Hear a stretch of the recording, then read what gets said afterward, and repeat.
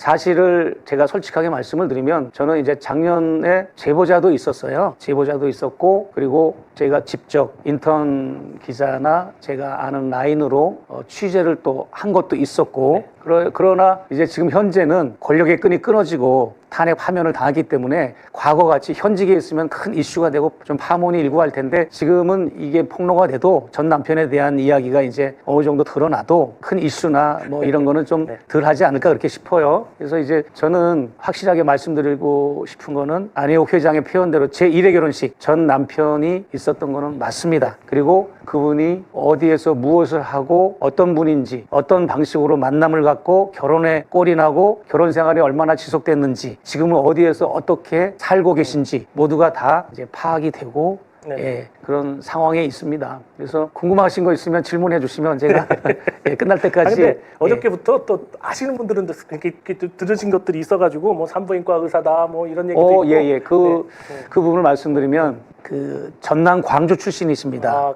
전 남편께서. 그리고 뭐 굉장히 그 좋은 가문에서 좋은 가정에서 가정교육을 받고 반듯하게 자란 분이에요. 부친은 조선대 약대를 졸업하셔서 광주에서 약국을 운영하신 분이고 어머니는 음악인이시고 그다음에 형제가 있습니다. 동생이 2살 차이 동생이 있는 분인데 그래서 이제 서울에 있는 명문고등학교 H땡이라고 하는 명문고를 나오시고 S땡땡 대학교 의과대학을 졸업하고 이제 실력이 있다 보니까 하필이면 김건희가 지금 현재 입원하고 있는 그 병원 아산병원의 산부인과 의사로 재직한 거가 맞습니다. 맞는데 그 출근하고 퇴근하는 그것을 잠실에 있는 친척 형님 집에서 먹고 자고 하면서 출퇴근을 했어요. 멀지 않으니까. 예, 나이 차이가 굉장히 한 20살 차이 나는 친척 형님 댁에서 같이 기고하면서 다녔고 근데 이제 우리가 시중에 설왕설래하고 말이 많았던 만남의 계기 환자로 가고 의사로서 만나서 그러다가 서로 뭐 눈이 맞이고 정분이 났다 이렇게 추론들이 나왔는데 그건 사실이 전혀 아닙니다. 실제로는 어떻게 만났는가 하면 나이트클럽에서 만나서 서로 알게 됐습니다. 그래서 나이트클럽이라고 그러면 지금의 시각으로 보면 좀 약간 이상하지만 그때 당시는 그 이게 젊은이들 사이에서는 그게 굉장히 로망이었고 또 있는 집 자제들이 나이트클럽을 자연스럽게 가고 헌팅을 하고 그런 또 긍정적인 정서가 있었어요. 그 나름대로. 저도 젊었을 때 갔었는데 그때 부킹은 없었어요. 아, 그렇나요? 뭐 살짝 그런 또 기대감도 있고 그런 연유로 해서 만난 걸로 확인이 됐고요. 그럴 수 있죠. 네네. 그렇게 해서 결혼 생활도 어떤 매체들이나 이런 기자들은 2년뿐이 못 갔다 6개월 정도뿐이 지속이 안 됐다 그러는데 1년 정도는 결혼 생활이 유지된 거는 맞습니다. 1년 정도. 네. 그래서 그 결혼 생활이 유지되지 못한 사유 중에 하나는 김건희 씨가 조남우 회장의 그 요청이나 여러 가지 이제 그 주문하는 오더나 미션을 하기 위해서 자주 이렇게 불림을 받고 또 사람을 만나주고 하는 그런 역할 제가 적나라하게 표현하기는 좀 그래요. 그래서 그런 역할을 해오다가 결혼을 했는데 결혼 이후에도 그런 일을 지속하고 그래서 이제 여러 문제점이 발생이 되고 하다 보니까 남편으로서 결혼한 지 얼마 안 된 사람으로서 고민이 많을 거 아닙니까? 이제 친척들도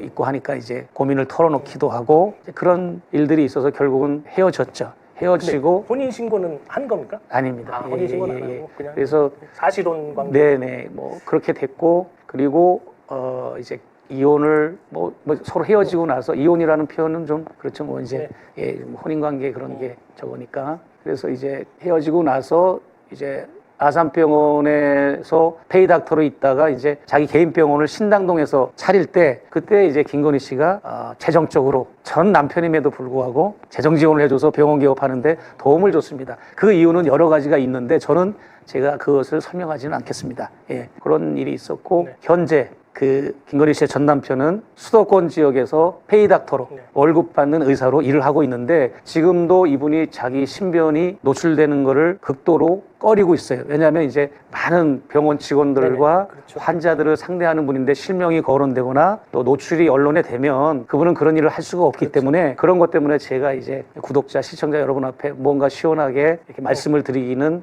한계가 있다라고 하는 것이 있고 또 놀라운 충격적인 사실이 있었습니다. 사실은 작년에 12.3 계엄 이전에 그 이전에도 사실 윤석열 정권이 그냥 포악하고 많은 그 말들이 많았지 않습니까? 그런 와중에 이제 줄리 의혹 때문에 재판받고 있는 사람들, 또 정권이 거짓말하는 거, 이런 거를 보다 못해 그 전 남편 측에서 그 일가 친척들과 이런 분들이 폭로를 하겠다라고 하는 결심을 한때 8월 중에 결심을 굳혔는데, 굉장히 그 거의 결심을 굳히는 과정 중에 그냥 신변의 위협 때문에 그냥 포기를 했다, 그런 얘기도 그 친척에게 직접 이제 우리가 사실관계가 확인이 됐고요. 그러다 보니까 이제 제가 이런 이슈를 공개를 하는 이유는 딱 하나입니다. 첫째는 지금도 재판 중에서 고초를 겪고 있는 줄리가 맞다라고 하는데, 이제 저쪽에서는 줄리 한 적 없다라고 하면서 계속 이제 허위사실 유포라든지 이런 걸로 고초를 겪고 있는 사람이 한두 사람이 아니니까, 기자도 있고 유튜버도 있고 뭐 안혜옥 회장, 뭐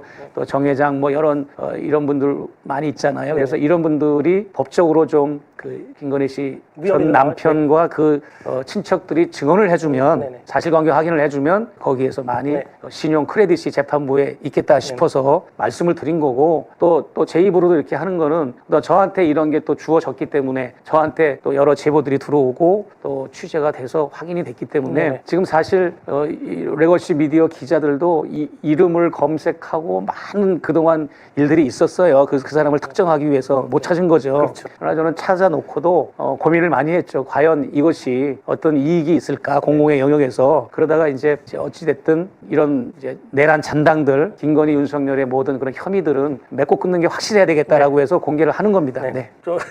목사님이시라서 말씀을 좀 순하게 하시면서 예. 제가 이제 좀 전문 용어로 막 이렇게 하려다가, 아니, 저한테 질문하시면 뭐 이제 뭐 시간 많지는 않으니까 단답식으로 내가 요것도 말씀을 좀 드리면 좋겠네요. 알으셔야 뭐 질문을 하는데 모르시니까 제가 누구에게도 얘기를 하지 않아요. 제가 지금 뭐 특정한 언론인 한 명하고만 소통을 하는데, 그 남편이 이혼을 하고 나서 이제 많은 충격을 받았잖아요. 남편은 단신이에요. 한 65, 66 정도 되고 아담하고, 김건희는 키가 크잖아요. 또 좋으니까 만난 거죠. 그러니까 결혼도 하고. 그랬는데 이제 결혼이 이렇게 파탄이 나고 나서 너무 힘들고 충격이, 트라우마가 많아서 6년 동안 미국을 가서 이민 생활을 합니다. 방황하고. 그러고 이제 돌아와서 다시 또 이제 이렇게 추스리고 이렇게 의사 생활을 하고 있어요. 그래서 지금도 사실은 주변의 친척 형들이나 누님들, 형수님 이런 분들이 권유를 하는 거죠. 네가 한번 공공의 이익을 위해서 한번 이렇게 기자회견하는 건 어떠냐라고 이제 당사자한테 얘기를 하면 고민을 많이 하는 중이에요. 지금도 당사자는. 그리고 가장 최근에도 저는 도저히 자신이 없습니다. 못하겠습니다. 폭로 기자회견은. 그런 입장에 있기 때문에 제가 여기서 먼저 이렇게 뭔가를 다른 얘기를 꺼내는 거는 맞지 않는다고 생각을 합니다. 네.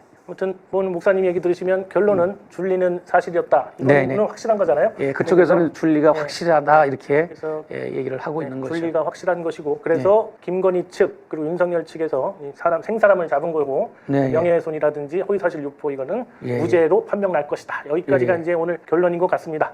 아무튼 목사님 이제 더 앞으로도 계속 이 얘기 관련해서 또 얘기 또 마음이 또 변심해서 또 기자회견 하실 수도 있잖아요. 네, 기자회견을 안 하셔도 당사자나 친척이 얼굴 노출이 되는 거를 많이 꺼리거든요. 그래서 그럴지라도 메시지나 대독할 수 있는 거는 얼마든지 역할은 할 수는 있기 때문에 그런 거는 우리가 이해를 해줘야 되지 않겠나 싶습니다.